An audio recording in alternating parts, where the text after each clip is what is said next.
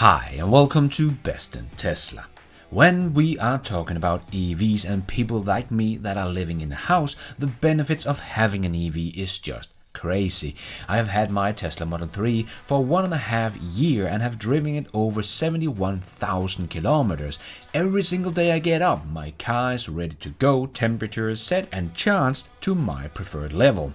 I never go to the gas station anymore. This is just so much easier and so much more convenient than having an ICE car. But what about the people in the cities? Because that is what we hear all the time as well. Yeah, it's great, but I live in an apartment in the city, so I have no parking spaces and therefore no place to charge overnight. So the advantages of the EV you will not get with an apartment in the big city. So this is the problem with EVs in the city. Where do you charge? And the short answer is you don't, or you won't in the near future anyway. Because in the near future it will be as convenient with an EV even if you live in an apartment in the big city as if you live in a house. But it will become even better. You will never have to charge your car again. Let me explain why and let's dive right in.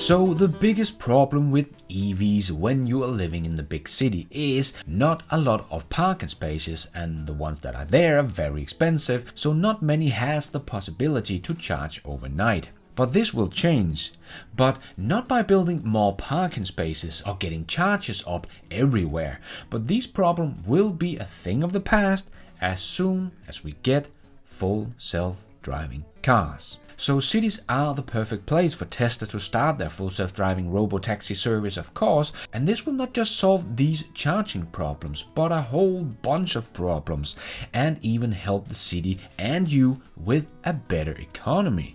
Because a subscription to a full self-driving fleet of cars will be many times cheaper than owning a car. As we know, all cars on average are parked 95% of the time. So your usage of a full self-driving car is only about 5% of its time. So in theory, 20 people could share one full self-driving car. This is of course not how it's gonna work, but just to get an idea of why people only need to pay about $100 or $150 a month, because some might say this is not going to be enough, because if Tesla get a car down to $25,000, it will still take 20 years to pay off the cost of the car if you only get $100 a month.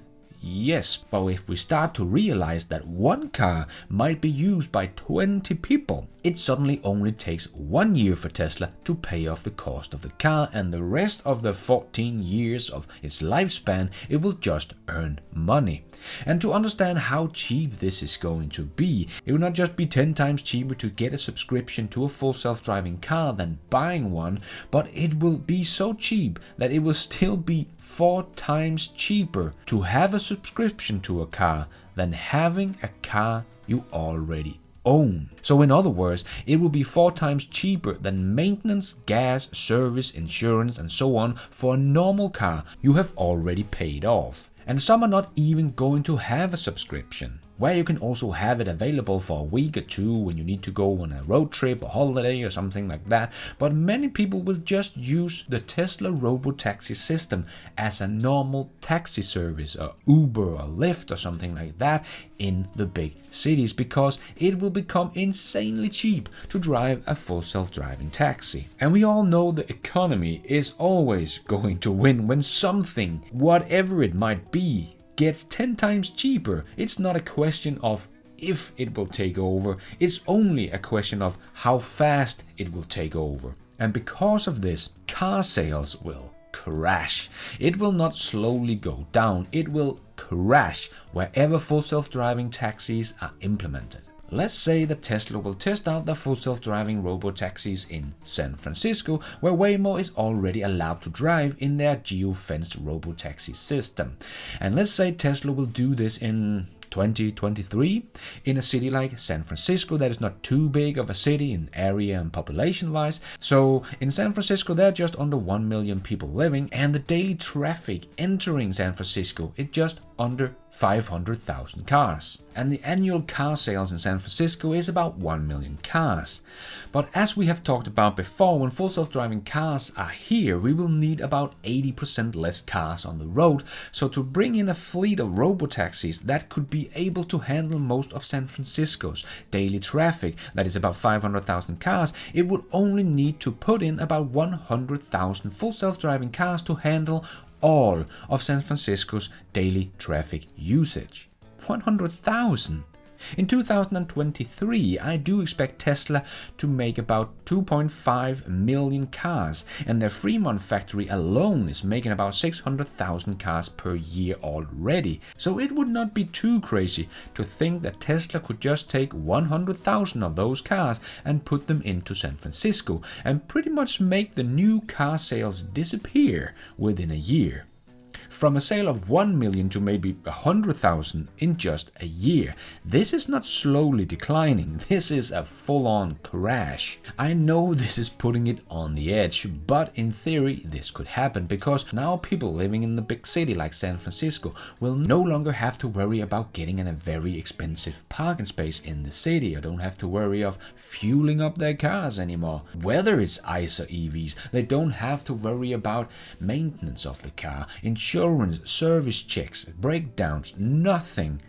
But they will still always have a car at their disposal whenever they need one, and for a fraction of the price. I would probably be able to subscribe to Tesla's robo-taxi system for less than I can get a parking space in the city of Aarhus where I live. You easily pay about $150 per month for a parking space in the city where I live. So instead of paying for parking alone, I will have a car at my disposal anytime I like for less than I would pay for parking. Insane. Game-changing. And if Elon is right about the 18 cents per mile, and someone like Tony Seba, that is very good at predicting these things, also think it will be in that ballpark. He is saying 10 to 20 cents per mile, so it might be even lower. But let's just go with Elon's prediction here and say 18 cents per mile. So if you live in San Francisco, when Tesla will put in 100,000 robo-taxis in the city, you could go from one side of the city to the other side of the city, that is less than 10 miles across. It will cost you less than $1.8. So you could pretty much go from anywhere to anywhere within San Francisco, and it would never cost you more than $2. Why would anyone in San Francisco then buy a car? Of course, there will still be some left, but it will at this point be financially insane to buy a car if you live in San Francisco, but some might still choose to. You could get a robo-taxi all the way from San Francisco to LA, and it will only cost you about $68 for crying out loud. And when a city like San Francisco can show this works, everyone wants to follow, because they will see the huge decrease in air pollution in the city, and therefore also a huge decrease in money spent on healthcare and people killed in the traffic. They can make parks where there were parking lots before, and it will be one of the biggest boosts to San Francisco's economy the city has ever seen, because all of the old car owners will suddenly save about $6,000 per year and will have a lot of money to spend. This full self-driving robo-taxi system will be a win-win-win-win-win for the city and for the people living there. And when people see this, everyone is going to want this in their city. And that is why I think this disruption will also happen insanely fast, because it will be demand by the public, and regulators can see just how many times safer it is to have a robo-taxi compared to a human driver. I think it's more likely that cities will ban human drivers in the city than it will not allow robo-taxis, because the benefits of a robo-taxi system are simply too beneficial. in so many ways.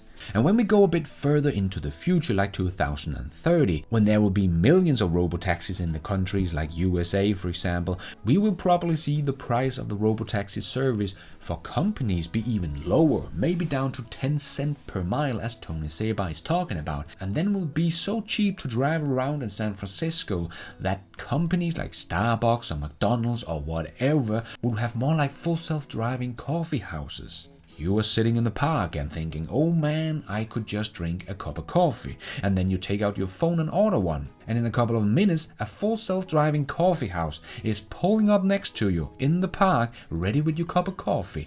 Because they would probably even sell more coffee like this when you can get one wherever and whenever you want. But even if they have to drive the coffee for 2 miles to get to you, it doesn't matter, because it would only have cost the coffee house about 20 cents. And they will still get that $3 or $4 or whatever it might cost for the coffee. I think we will see a lot of changes like this simply because how cheap transportation will become. And it will also help the city's grid, because we also hear about the grid can handle all these EVs. Well, that is also wrong, but it will be even more wrong when we have full self-driving cars, because we will have about 80% less cars on the street that needs charging. So the full self-driving robotaxi service will not only take care of the problem with charging in the city or charging in general, because you don't have to charge anymore. The car will just go to a big solar and wind and battery charging station just outside the city to charge zero-emission electricity made from the sun and wind. And it will also take care of the problem with parking spaces in the city, and city will suddenly have 40% more space they can use for parks or vertical farming or whatever they want. And it will also be a big help to the grid as well. So the big cities will be the first place the robotaxi will start, because it will just take care of so many problems and help the city's economy and everyone living within it. The transportation system will change as we know it, and faster than we think is possible. And it will affect your life for the better in so many ways we can hardly imagine.